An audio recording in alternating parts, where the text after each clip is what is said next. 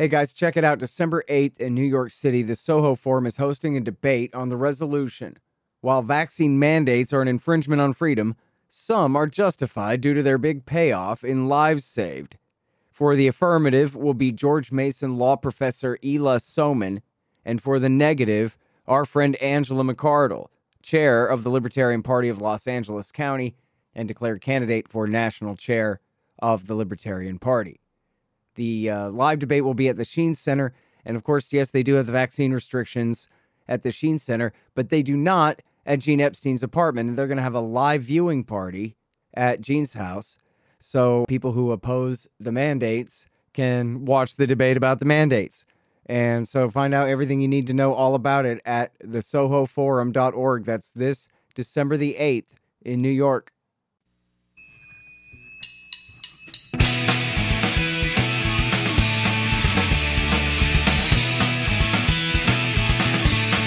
All right, y'all, welcome to the Scott Horton Show.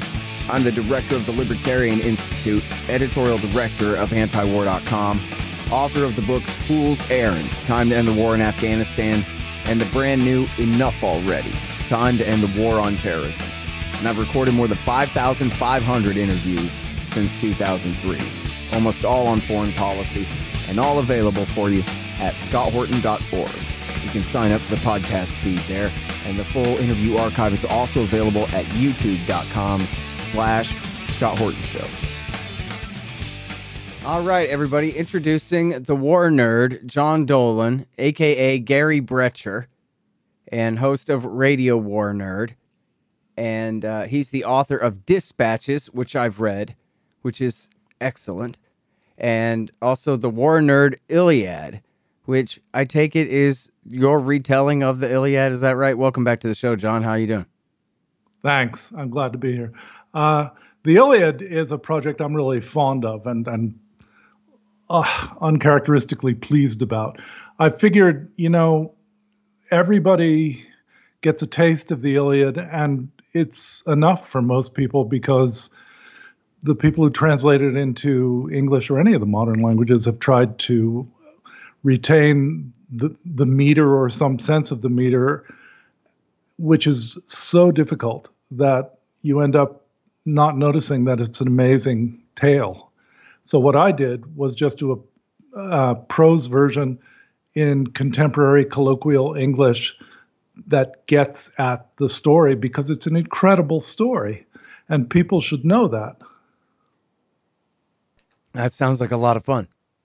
Oh, it was. It was a lot of fun to write. I mean, we ended up in a cheap Macedonian hotel in Greece where there were fights in the hallway every night while just at the base of the Olympic range. And I was just so happy just to be there writing the Iliad in the shadow of the Olympic range. That's well, funny. Mount Olympus, rather. I guess the Olympic range sounds like northern Washington state. No, I got you. Man, that's awesome.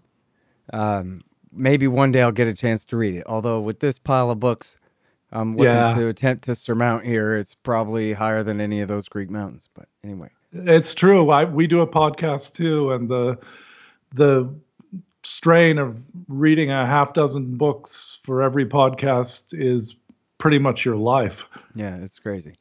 I'm way behind, to say the least. All right. Anyway, so I'm really happy to have you on the show for this subject matter. I've had a couple of people, but only a couple, but very insistent that I get on this and cover this issue of the war in Ethiopia.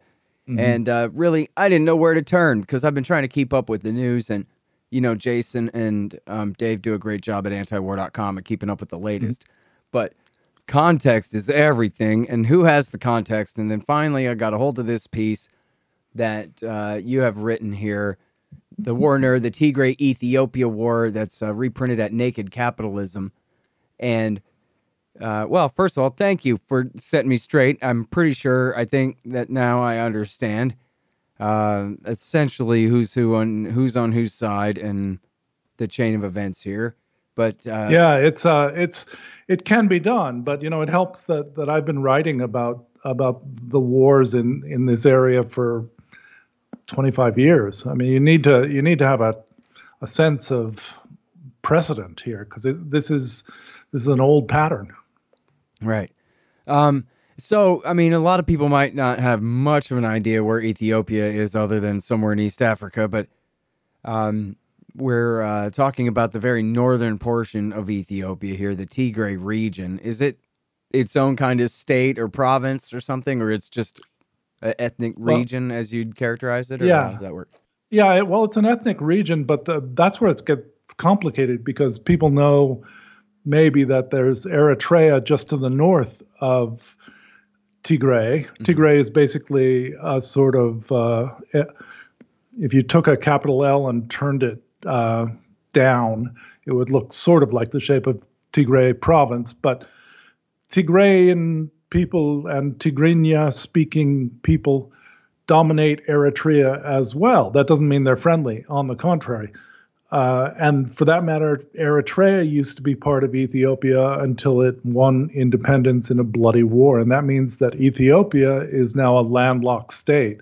And Tigray is now a landlocked province in a landlocked state, with Eritrea now an independent country and its bitter enemy just to the north of it. And Ethiopia, its bitter enemy to the south. So it's in a pretty bad position.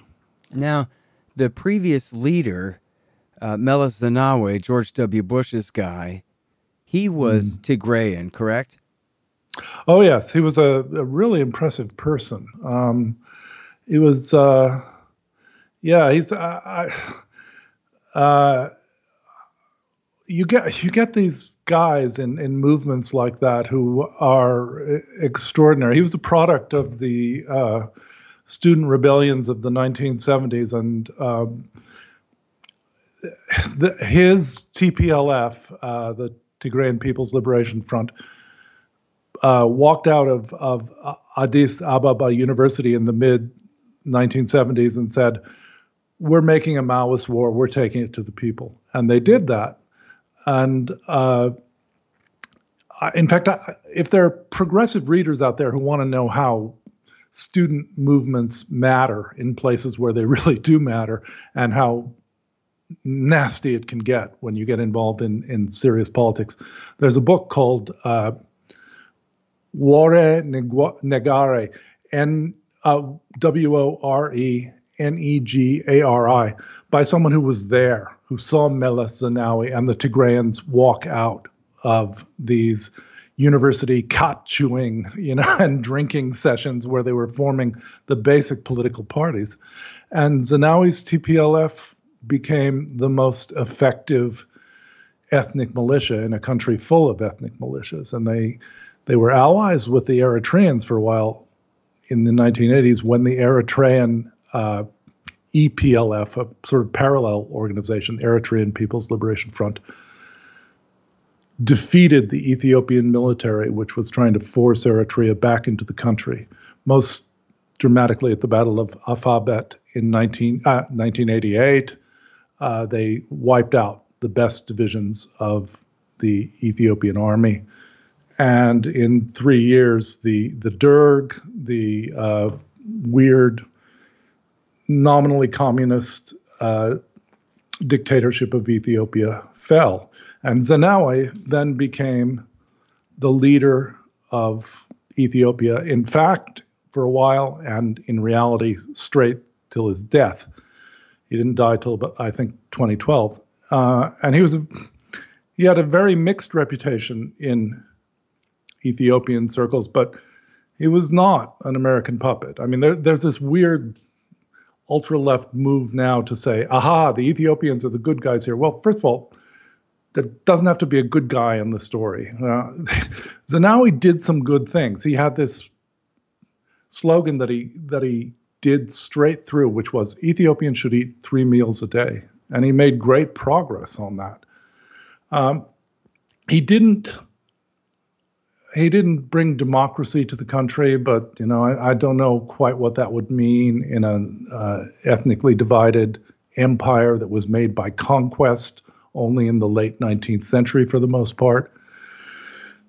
He had an extraordinary talent, and when he died, the Tigrayans were still in charge, but they didn't have the brains to control the whole country as effectively. Mm-hmm. Well, I guess when I say he was W. Bush's guy, I'm just thinking of when he invaded Somalia for America in 2006 and stayed. Yeah.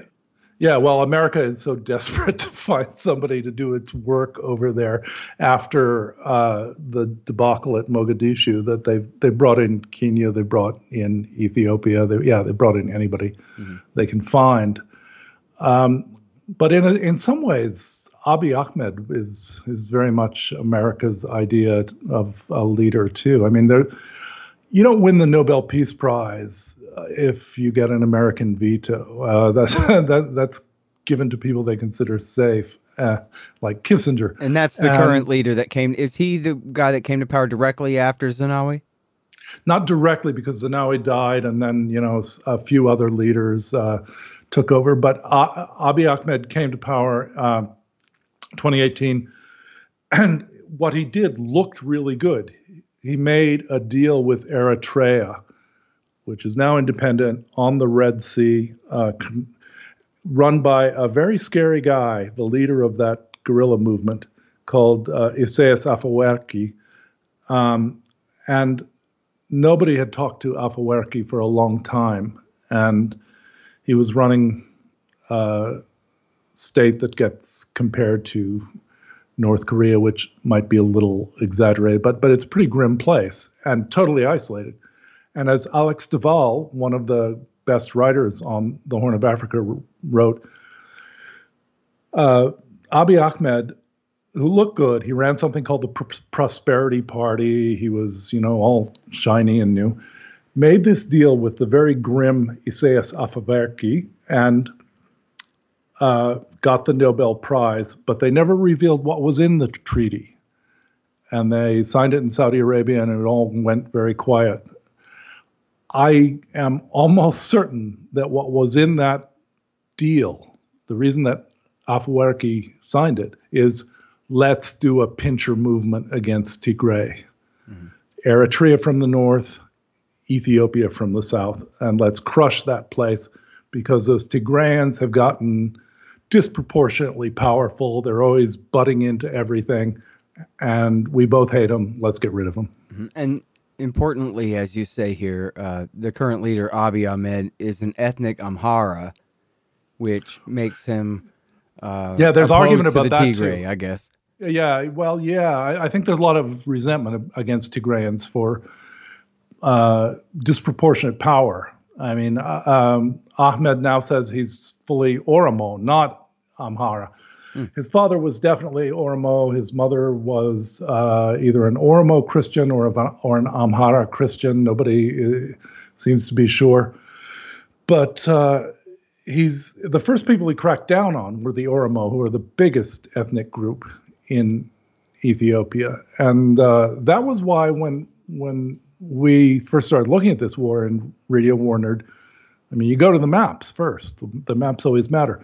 And you can see that the plan was, okay, we'll crush Tigray, Eritrea from the north, Amhara from the south. But then what's to the south of the Amhara? The Oromo, the biggest ethnic group in the country, who have been getting more and more pissed off at being excluded from power. And now he has to face Oromo revolts. There is an official alliance between the Tigrayans and the Oromo. All right, now, so we're skipping ahead. Let's go back to a year ago when they launched this pincher strategy. And again, so this is the national government and its army invading the northern province in alliance with the state to the north, Eritrea. And now, did the Eritreans invade at the exact same time? Yes. Okay. Yes, it was definitely a coordinated attack. And there was backing from a lot of places. I mean, the reason that there was this early success for the invasion, because, a year ago, a little over a year ago, when the invasion started, it looked like the Tigrayans were going to be wiped out. And literally, like there was a kind of genocidal feeling in the air. But what made the Ethiopian Eritrean force effective was the drones. They had lots and lots of shiny new drones, and drones are very, very effective on the battlefield. That's what the war between Nagorno-Karabakh, well, Artsakh and Azerbaijan showed. The Armenians tried to fortify hilltops. They tried to use armor, and the drones just sort of floated overhead because drones can stay up there for hours. And then they found a target and just wiped it out. And that happened in Tigray too. The Tigrayans are very, very good fighters. They made up 90% of the army that wiped out the Ethiopian dictatorship in the 1980s. But they're very poor, and they don't have any drones, and it makes a real difference. Mm-hmm. So it looked like they were defeated, but they were not. Well, and as you say here, that's because all of the best guys in the national government's army also are Tigrayan and switch sides right away. Yeah, they did. Half of the Tigrayan officers stationed in Tigray just went over to what was the TPLF, and it's now the TDF. You know how it is with these insurgent movements. You get a lot of, initials, a lot of name changes. Yeah. I'm glad I read your article twice. It helped me to keep it straight. Yeah. So they went over, and the Tigrayans, what I've discovered, and I didn't really know this before, is it's pretty clear the Tigrayans are the combat strength of most things that happen in this part of the world. Tigrayans are the strength of the Eritrean army, too. That's the weird part. They have no problem killing other Tigrayans, but, Isaias Afewerki, the dictator of Eritrea, he's Tigrayan. He doesn't say it very loudly, but he is, and most of his officers are, too. Mm-hmm. Hold on just one second. Be right back. So you're constantly buying things from Amazon.com. Well, that makes sense. They bring it right to your house. So what you do, though, is click through from the link in the right-hand margin at scotthorton.org, and I'll get a little bit of a kickback from Amazon's end of the sale. Won't cost you a thing. Nice little way to help support the show. Again, that's right there in the margin at scotthorton.org. Hey, you want to know what industry is recession-proof? Yes, you're right. Of course, pot. Scott Horton here to tell you about Green Mill Supercritical Extractors. The SFE Pro and Super Producing Parallel Pro can be calibrated to produce all different types and qualities of cannabis crude oils for all different purposes. These extractors are the most important part of your cannabis oil business. For precision, versatility, and efficiency, greenmillsupercritical.com. Hey y'all, Scott here. If you want a real education in history and economics, you should check out Tom Woods' Liberty Classroom. Tom and a really great group of professors and experts have put together an entire education of everything they didn't teach you in school but should have. Follow through from the link in the margin at scotthorton.org for Tom Woods' Liberty Classroom. And then you were saying that the national government almost immediately resorted, I think, as you put it, out of necessity, at least quote-unquote necessity from their point of view, of using their ethnic Amhara militias to commit war crimes against the civilians of Tigray, too. Oh, yes, absolutely, especially in the west of Tigray. These are, they're called Fano, and they're probably not very good as combat units, but, this ain't Gettysburg. This is a very common form of warfare, too. You use your combat units to push up the main road toward the Tigrayan capital, and you unleash the ethnic militias basically to terrorize people, Tigrayan villagers, because a lot of people don't realize if you really want to wipe a people out, you don't usually go through shooting everybody. You commit a few atrocities so awful that whole villages flee. And when poor people in a poor country flee, they die. And children die first. Children die within a few days. So you're wiping out the next generation already. So, that was a big part of the plan. Mm-hmm. And then, so you said, I'm sure this is right. You said, well, back when this all happened a year ago over at Radio War Nerd, we said, hold your horses because, one, these guys like to fight, or at least they know how to. And two, we're talking some bad lands, too, where they have the capability of retreating and coming back to fight in an insurgent fashion.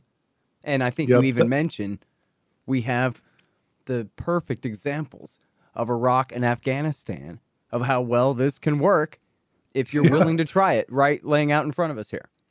Yeah, I mean, I don't know if the big conventional armies realize this yet, but the news is out. It's like that. There's an old Far Side cartoon with an alien stumbling off a flying saucer flat on its face, and that the punchline is so much for instilling them with a sense of awe, and right. that goes for shock and awe too. The shock and awe is over. You may bomb the capital, as the Ethiopian Air Force did. You may roll up the road with your main battle tanks. That's not going to scare anybody. The drones, they're dead, but they're not impressed. No, they're dead, but they're not impressed because their cousins have gone off to the mountains, and they will never forgive you. And this is an area of poor people with big families. They're not going to forgive. Mm-hmm. And you talk about how they know what they're doing in terms of not just, oh no, we better run away and fight another day, but they were planning for this. I think you said they knew the war was coming, so they started it with sneak attacks on national government forces in the Tigray province to get it kicked off. And then they really were planning on running away, as a deliberate strategy, thought of beforehand, and that then they really deployed that strategy, I think you say, in June of this year, correct? Yeah, when they took back Mekelle, to the total shock of everyone, myself included. I mean, as I said in the article, I didn't completely dismiss their claims that, we're a Maoist outfit, we go to the country and then we strangle the cities. But I also have heard that a lot of times, and it's sort of like, I'm an old Raiders fan, and it had the sound of a Raider saying, wait till next year. But as it turned out, they meant it. And yeah, it's pretty easy to do if the population is with you. And the Ethiopian army, and especially the Eritrean army, were so brutal in Tigray that they created unanimous support for the resistance, for the TDF within Tigray. When you got that kind of support, you can move easily. People tell you, oh yeah, they do those patrols. They try to stagger them, but they always go out at the same time. Or, the night shift over there is really lazy. You could go in around 2 a.m. You know what's going on. And then you take your time. You wait for them to get slack, and then you strike. Yeah, I guess the whole shock and awe and commit all the atrocities and intimidate and cleanse the area and all that stuff, it works real well if it works real well right away. But if not, then it's only extremely counterproductive because you've just made sure that there's not going to be any compromise here. Yeah, that's that's over with. I think it can work sometimes if you're dealing with a top-heavy regime with very little popular support. So to an extent, it worked against Saddam Hussein because he was, he wasn't as universally hated as they claim, but he wasn't really popular with a lot of the people either. But if you're dealing with a genuinely popular ethnic movement, it's probably not going to work. I mean, there are a lot of U.S. Army officers saying, hey, the counterinsurgency thing doesn't work.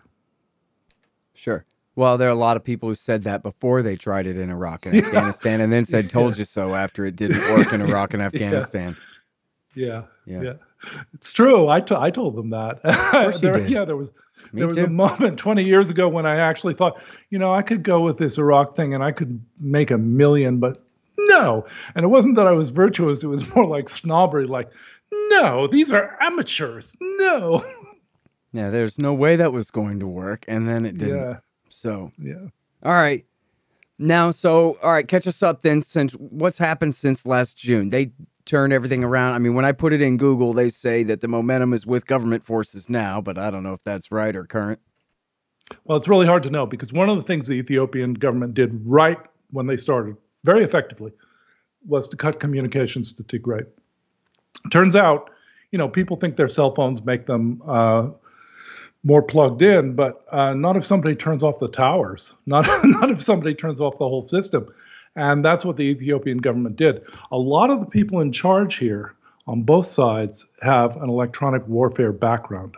Abiy Ahmed has that background, and so does the leader of the TPLF or TDF, Debretsion Gebre Mikhail. He was a famous hacker back, I against the Ethiopian dictatorship. So these guys know what they're doing with turning off the cell phones. When you do that, you can black out the whole area, and they did. So it's hard to know what's going on. It wasn't until they actually published photos of thousands of Ethiopian prisoners of war being marched through Mekelle, the Tigrayan capital, that people realized, whoa, they weren't just woofing. It was real. Mm-hmm. So by now, yes, they have definitely, the TDF, the armed wing of the TPLF, now allied with the Oromo Liberation Army, mm-hmm. they have moved way down the main road toward Addis Ababa into an ethnically Oromo area of Amhara state, and they looked pretty unstoppable until recently. It looks like the Ethiopian army, the ENDF, has been pushing back. Abiy Ahmed made a big grandstand move. I'm going to the front in Afar state, because the road from Afar state, which is to the east of Tigray, is the road from Djibouti to Addis Ababa. And if you're a landlocked state, Djibouti is the only port you can access. They can't get goods from Eritrea, God knows. So the TDF and Oromo Liberation Army have cut that road. So Abiy has gone there to inspire the troops, or at least to do a publicity stunt. If they can cut off the advance, then that would be a big blow to the TDF.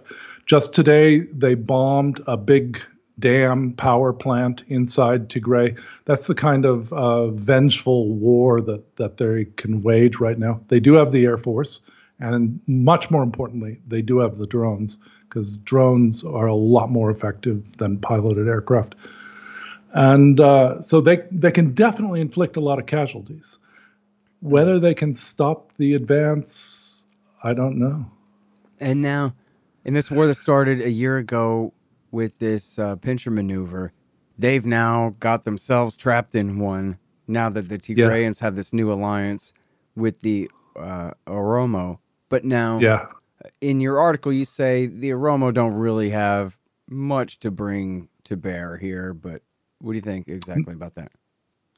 Yeah, I don't know. I mean, they don't have, all I can do is find what information there is and make my best guess. And when you look, for example, at Ethiopian nationalist Twitter, which is a fascinating field, you see they talk very differently about the TDF, the Tigrayans, and the Oromo Liberation Army, the OLA.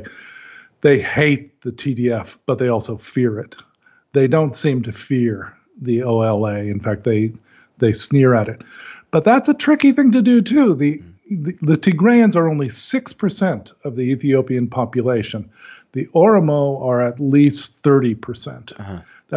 That's a huge pool to draw from, and they have a grudge that goes back a long time, because basically, power in Ethiopia has been passed between the Habesha, the highland peoples, basically the Tigrayans, and the Amhara. Yeah. It was just a duel between those two, and everybody else was just seen as, a potential slave.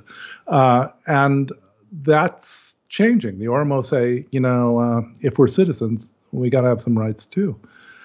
So if they ever do get organized, that would be it for Abiy Ahmed's government, I think. I mean, there are things the government is doing now that are really scary and mean a lot of suffering, but also they're the things that get done by people who are in deep trouble, like organizing vigilante groups in the capital, in Addis Ababa, encouraging a bunch of paranoid civilians to, arm themselves with clubs or axes or whatever and go around looking for traitors and spies. Not a good way to catch traitor and spies, but a good way to do pogroms on any Tigrayans you can find. Not going to change the war, though. It seems like flailing. Mm-hmm. If anything saves them, the drones will save them. And naturally, they're getting a new supply of the BT-2 drone from Turkey, which is basically what won the war for Azerbaijan. Mm-hmm. And, the Turkish one of the weirdest things about American policy is the Turkish state can do anything it wants. And it's been using these drones to kill Kurdish people in eastern Turkey.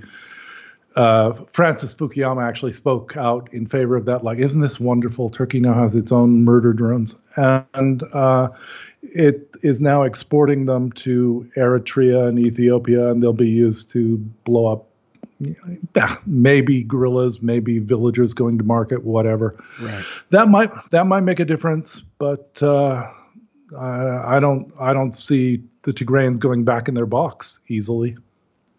Well, hadn't you heard? History's over. They can do whatever they want. Yeah. All right. Now, so obviously the big question here, John, is what's the CIA's role? Yeah. I think the CIA was totally on board with Abiy Ahmed, and they were waiting to see if he won. I mean, I think it's pretty much that simple. The U.S. invested a whole lot in making Ethiopia its biggest and most powerful proxy in the early 21st century.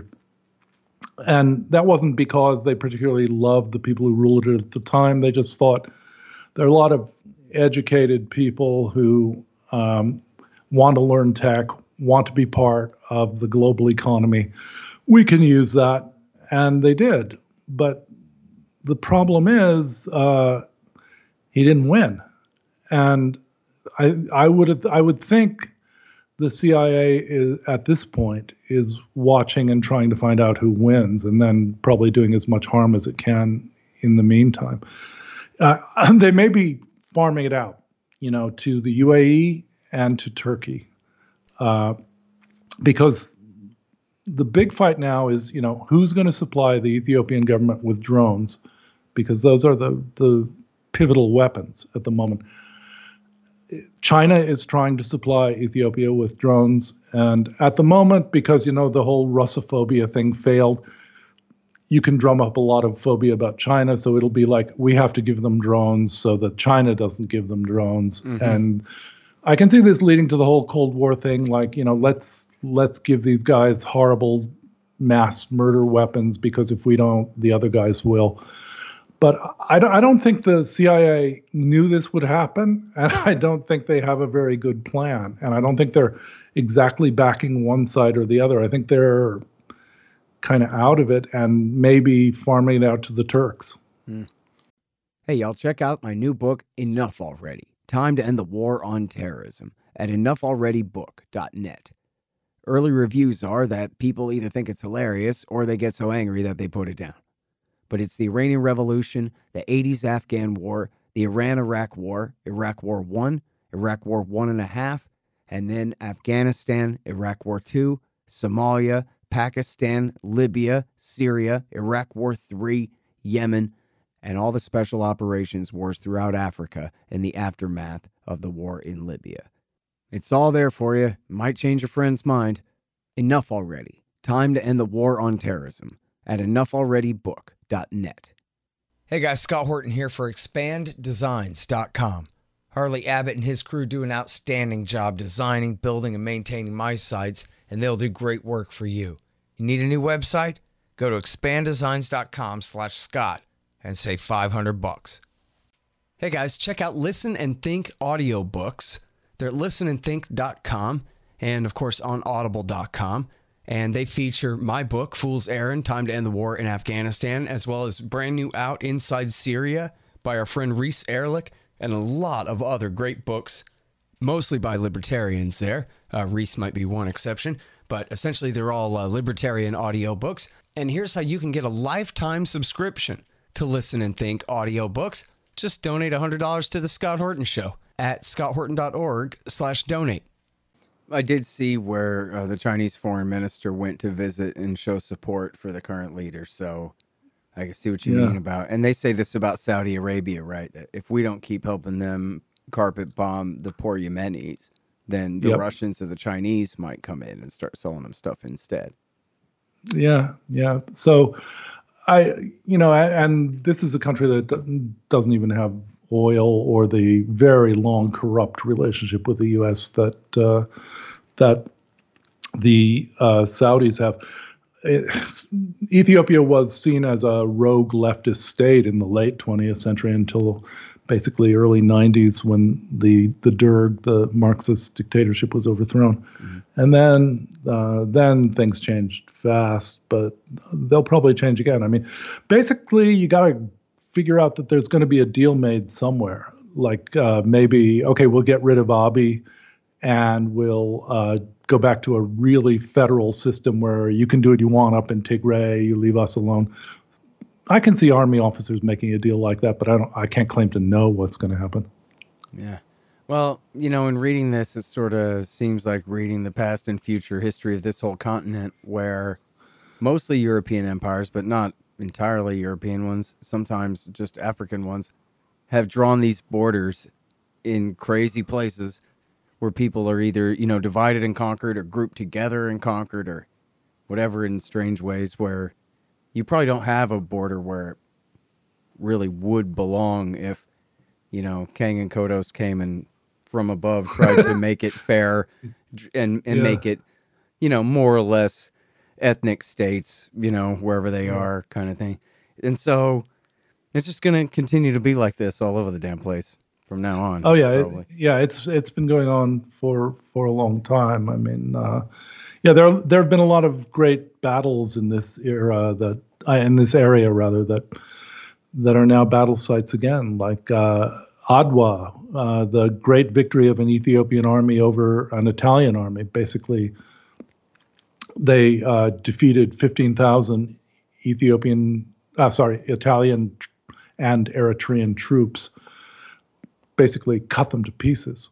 People talk about the Russo-Japanese War as a big morale-building movement for non-European nations, but so is Adwa. Adwa meant a lot to a lot of people. So, but that was the victory of a state that was colonial in its own right, because Ethiopia expanded like 3 times over in the 19th century because the Ethiopian emperors pushed south and east into areas that were not ethnically related to them at all. So, yeah, it's a rough neighborhood. Mm-hmm. All right, real quick, a couple Somalia questions for you. First of all, you talk about Somalian troops came to Ethiopia to help fight against the Tigrayans, but I thought that the Somali government really only existed with the explicit and substantial support of Ethiopian forces in their country. So who the hell is keeping al-Shabaab out of Mogadishu if what counts as a national army in Somalia is off running errands in Ethiopia? In Ethiopia. And then secondly, you also mentioned Turkey's substantial role in Somalia, and I was wondering whose side they're on there. Because I really could flip a coin. I'm not sure. They could be selling drones to either side, as far as I know. Yeah, well, I think Turkey is doing a very effective job in Somalia, and as far as I know, they're pretty popular with most people in Somalia. They have advisors and merchants and people on the ground all through Somalia, as far as I know, and nobody is attacking them. They're making a big deal out of being fellow Muslims, and they're expending money to help the place, and it's working very well. So they're on the side of the American-supported government in Mogadishu, then? Maybe. I mean, they're on their own side. Yeah. Turkey is an independent power at this point. It's weird how people won't admit that. They're like when Michael Flynn, finally went down. I couldn't believe how nobody noticed that he'd had to register as a paid lobbyist for the Turkish government. That was his first public corruption. But because the Turkish government gets a pass in the U.S. every single time, right, nobody even noticed that. And they were busy falsely accusing him of treason with the Kremlin, so that was more important. Yeah, it has to be the Kremlin. It can't, don't get me started. But anyway, as far as where these Turkish mercenaries came from, I don't know where they came from. They were definitely mercenaries. They were sort of rented, maybe from the Somaliland government. I'm not really sure. Maybe it wasn't from Mogadishu, but they were rented like Hessians. You can have 1,000 of our guys if you pay me, $2 million right now. And they were told they were going to, because there are no jobs. Somalis are this highly dynamic people, and they got no economy to speak of at the moment. They were told they could go to the UAE and work there. Sounded good. Rich country, probably won't have to do too much. It's not a very effective warlike country. Next thing they know, they end up fighting in Tigray against people who know the ground and will fight to the death. So that's what happens to cannon fodder. It's always a really depressing story. Yeah. All right. And then I'm sorry, before I let you go, I got to ask you one more, which is, what's your take on the end of the war in Afghanistan? Well, it was, like 15 years late, but it had to be done. It was more sensible than any other move the U.S. could make. The size of the U.S. debacle, the scale of the debacle is extraordinary. And as far as I can tell, it's gone into silence now, because basically within American discourse right now, you're either saying yay Trump or you're saying yay Biden, which is just so unbelievably lame. But that's the way it works. So if the Trump people are angry about Biden leaving Afghanistan, the Biden people can't bear to think, that maybe we should look back on 20 years of extraordinary corruption, trillions of dollars wasted with zero return, nothing. I mean, people compare this to the fall of South Vietnam. South Vietnam held out a lot harder than the so-called Afghan government and the fictional Afghan army ever did. The U.S. now specializes in creating ghost armies, like the one that was supposedly holding Mosul in 2014, when Islamic State took the place with basically 500 Toyota pickup trucks. Because, as it turned out, there was no Iraqi army. There was just American tax money buying a lot of villas in Switzerland. And that's basically what happened in Afghanistan, too. Yep. Hey, for 20 years only. So it could have been worse, maybe. Yeah. Slow learners. These things happen. Over and over and over again, they happen. Yeah, but it's the silence now. It's like, is anybody still mad about... I mean, if you're mad about what we did in Afghanistan, I guess that makes you a Trumpy now. And I keep running into that. Like, well, there's one lady from Human Rights Watch who just keeps harping on how bad the Taliban are. But yeah, I'm sorry. You're just kind of sore losing now. The question is really, I mean, the whole country obviously is facing a Great Depression after the massive bubble of international aid is broken. And so who's going to feed them is the only real question, helping the population survive. And then I think the same silence that you're talking about from the shame of the humiliation of the defeat there then means that, they're just there's no pressure on them really, or certainly there's much less pressure than they have come in the other direction about the shame of holding on to all of that money that belongs to the Afghan national government, whoever rules it now. And the, shipping of grain over there and whatever, help people get through the winter at least. You know what I mean? We have to put them on welfare forever, but be nice to just ship them some wheat to eat, maybe. It would be nice, but, I'm so old, I remember Vietnam, and younger people have this idea that, Vietnam became cool pretty quick. It didn't. There were many years where nobody talked about Vietnam. They were after that shot of the helicopter on the roof in Saigon, nobody wanted to hear about it. Yeah. And I can see something like that happening with Afghanistan. All right. Okay. Sorry. One more question. If you got a minute. Sure. Okay. So I read your book a long time ago about where you just cover every war in the world. I want to reread that one time. I remember the Colombian knife fights and all that. There's a bunch of great shit in there. But so, you got a really good perspective on a lot of these things all over the place. And one of the things I was thinking about when I was reading this was, what do you think are the chances for, or the danger of, some kind of really bad, dirty war breaking out in America with the fall of our empire here and possibly the next economic crash and such division between left and right and racial issues and all these things and a hell of an armed population.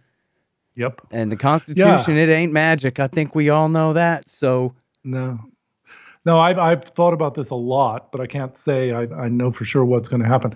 I think you can't look for a parallel to the Civil War because despite all the cliches about brother against brother, it wasn't usually that. It was North against South. It pretty much was that. I know there are a lot of exceptions, but basically that's how it was. You can't get that now. What you could have maybe is sort of city against country, which would be more like Paris versus the countryside in 19th century France, and that was an ugly war. And I can see something like that happening, but a lot of things that people don't think about would be like where you get your water from, and what's the organizing principle of militias going to be. And I would think people have kind of underestimated the churches in that regard. I can see armed militias aligned with certain faiths becoming very powerful. I can see a big die-off if that happens, because there are too many people to feed if the interstates get closed. And it's really easy to close an interstate. You burn a few tires in an oil can and stand around with AR-15s, and that's a roadblock. And you start charging toll, and pretty soon they don't want to come through there anymore. And some city is going to starve. And then you start making a deal, and it's easy to see that army units might split, and different factions of the National Guard, which is organized by state, they might split too. If there's a fight between the army and the National Guard, it's not hard to figure out how that would end. But there would be a lot of warlords, a lot of shifting alliances, and a lot of corporate money. I don't think it would even need foreign involvement, but if you were running a foreign country, it would be hard to resist. I think it is a possibility, but I just have trouble with the geography. It's very annoying in a way. You can't draw any good lines. Basically, you could draw a line which was the old Confederacy plus where its people moved to in the inland west. Yeah, that could be an entity. But I don't know that it would be allowed to exist without interruptions. And well, you're right that it would be, the town and country split is where it's, Dallas, I don't think is quite as liberal as Austin, but these are two pretty democratic cities, and Dallas, one of the most important and biggest cities in the country, in a very red state. Well, formerly a very red state, I don't know. There's another major ethnic divide where, hey, right now we all get along. But you could see that change here between Anglos and Hispanics, in the worst case scenario, I'm just saying. Absolutely. Absolutely. Oh, they would be. I mean, I remember one of the biggest surprises of my life when I moved to British Columbia was, whoa, they have interethnic gangs here. And they really did. Not all of them, but, you'd see some gang gets rounded up, and it's like, O'Reilly, Chang, Vladimirovich, and you don't get that in the U.S. I mean, wars have always been pretty much ethnic in the U.S., and it would be interesting to see if that held, or what the ethnic lines would be. They might not be as simple as people think. I don't know. And that would overlap with the religious stuff, because a lot of the more militant evangelical churches are, pretty mixed ethnically. Not all ethnic groups, but several ethnic groups in them.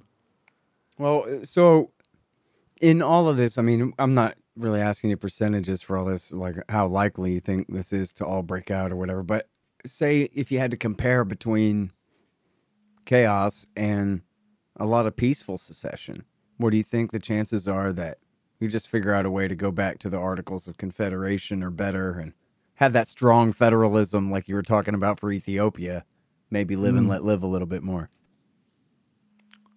Well, I'm no expert, but somehow I don't see that happening at all.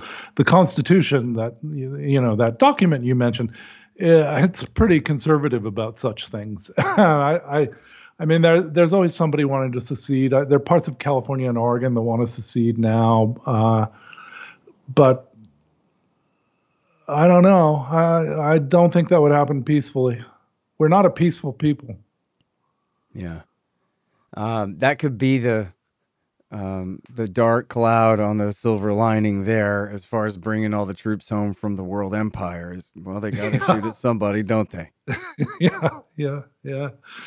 Then the tactics might actually work better in the U.S. than they have in those other. At least they'd speak the language. That's a big help. And they do have landing strips already, kind of available. Yeah. So. I-80, big landing strip. Yeah.